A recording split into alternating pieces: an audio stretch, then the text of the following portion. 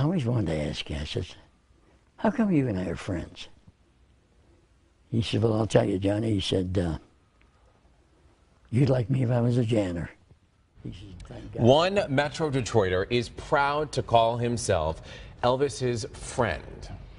It is certainly not something that you hear about these days, but today this man is sharing his story and a very personal gift that he received from the king. Local 4's Lauren Podell has the story of this very unique friendship.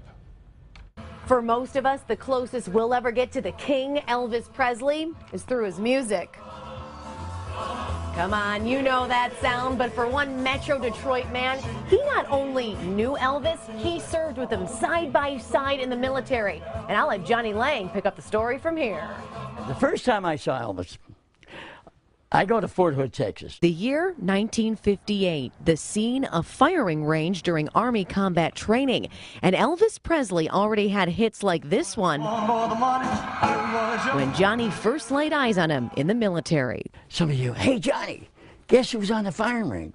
What do I know? He says, Elvis Presley. I says, no kidding. Well, I got a little thrill just knowing that Elvis was on the field with me. But it was on board the USS Randolph to Germany where Johnny turned from fan to friend.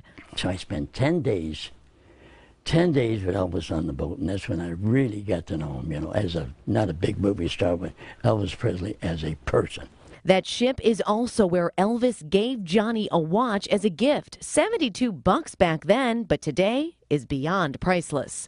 The original tag, the original case, and the back of it's engraved to Johnny from Elvis. Let's fast forward to Germany.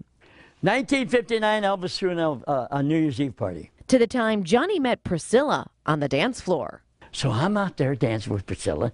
I'm 22 years old, man. I'm doing, and she's 14, looked about 18, dancing, you know.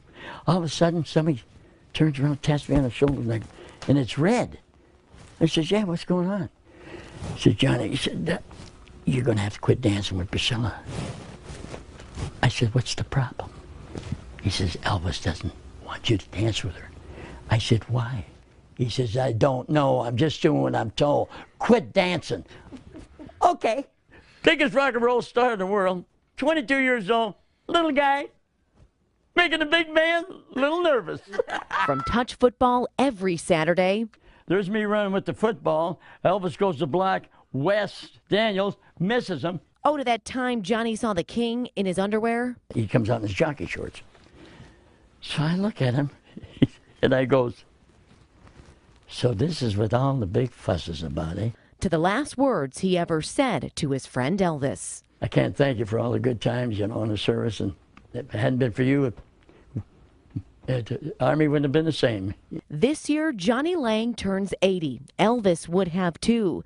Their time together in the Army has been published in books, but Johnny says he doesn't need to write his stories down because he feels they'll forever be connected. I loved Elvis.